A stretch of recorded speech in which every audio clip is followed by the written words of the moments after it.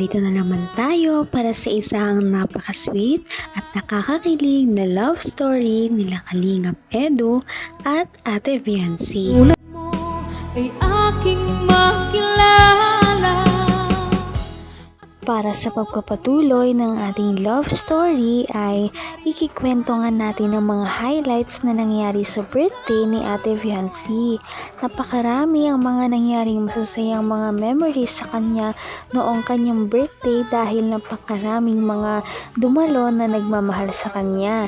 At isa sa mga segment nga na mayroon sa isang birthday party ay ang mga wishes na ibibigay sa kanya ng kanyang mga bisita. Napakarami ang nag-wish sa kanya ng mga magaganda dahil siya nga ay isang mabuting kaibigan para sa kanila.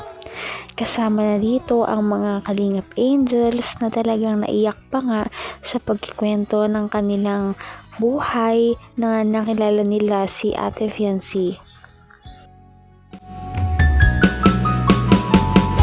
Ang nais ko lang. Thank you very much. Palakpakan naman po natin these beautiful ladies. Maraming salamat. Maaari na muna po tayo kumakain ng mamaya. Tawagin natin. And of course, now we also love to hear message coming from Kalingap JJ, also Mr. J, Kalingap Dan, Kalingap Jomar, Kalingap David, and Kuya Rab. Ayan, hi Betsy. Yun, ang bilis ng panahon at nakita namin si Beyonce last year bago mag-Christmas, November siguro yun, di ba? Tapos ngayon, mag-1 year na po nating kasama si Beyonce sa Kalingap, one of our beneficiaries, one of Kalingap Angels. At nakita naman natin yung pagbabago sa kanyang buhay.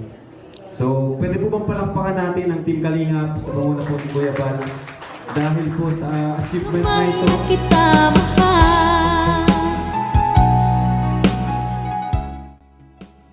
Noong nakaraang taon nga ay nakilala na nga nila ang dalagang ito na si Viancy. Ibang-iba kasi talaga ang buhay niya noong nakilala nila ang batang ito dahil sobrang hirap nga ng kanilang buhay. Bumabagyo noon at sila ay nakatira lamang sa tabing dagat na siyang tinitirhan pa rin naman nila hanggang ngayon. Grabe ang buhay nila doon dahil kahit anong araw ay hindi talaga sila napapalagayan ng loob dahil anytime ay pwedeng bumagyo at babahain ang kanilang bahay at madadamay sila sa tubig ng dagat. Kaya naman hindi talaga sila mapakali kapag bumabagyo o kahit umulan man lamang dahil napakarami nilang magkakapatid at ang kanilang papa Na nakita natin mismo ngayon sa harapan natin si Viancy, Hindi lang po si Viancy, pati yung mga Kalingap Angels na nandito kanina. Nakita niyo po sila yung pagbabago sa kanilang buhay. At ngayon, still in progress pa rin.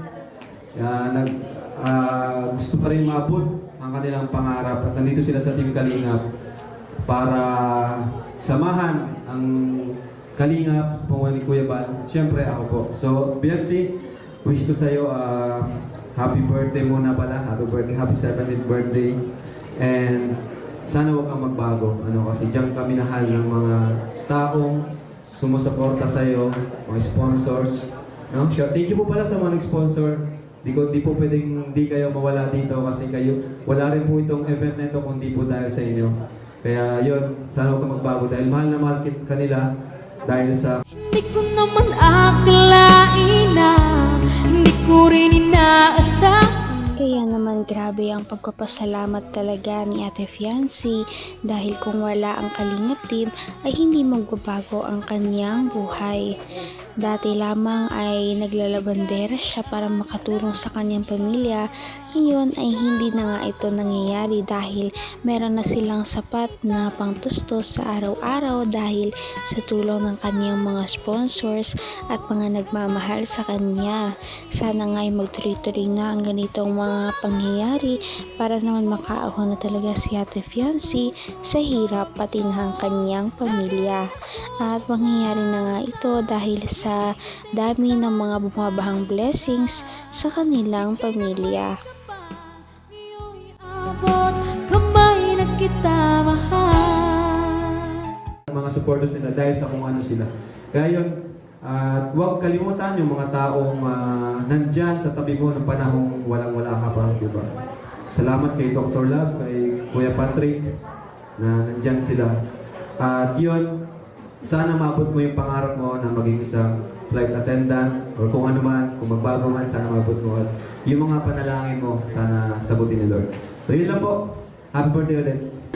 Hi, Benzi. Happy birthday.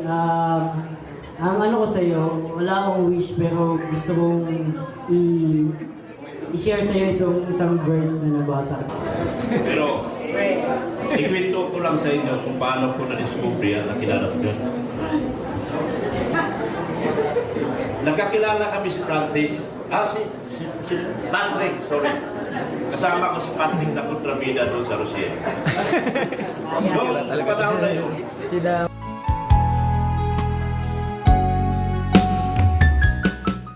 Pagkatapos nga ni Kalingap Rab ay nagsalita na si Dr. Love dahil ang taong ito ay isa sa mga pinaka-importante sa birthday ni Ate Fiancy at sa kanyang buhay dahil kung di dahil kay Dr. Love wala siya sa kanyang kinatatayuan ngayon dahil ang taong ito ay responsable sa pag-discover sa kanya at pagpapakilala kay Kalingap Rab para maging isang beneficiary nila. Sobrang laki nang naitulong ni Kalingap sa kanyang buhay, ganoon na din si Dr. Love dahil kung wala ang mga ito, nandun pa rin siya sa kanyang kinilalagyan kung saan siya ay naglalaba araw-araw makatulong man lamang sa kanyang pamilya.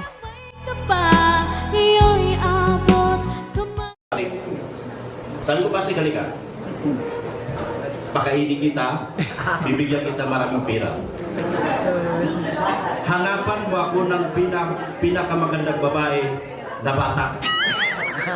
Sabi niya, pero puntahan mo si ganito, puntahan si Beyonce. So pinuntahan ko si Beyonce. Binlag ko siya. Pinakilala ko kay Kalingap Rab. Ang sabi ni Kalingap Rab, ay mayaman yan. Itsura pa lang, mayaman na eh.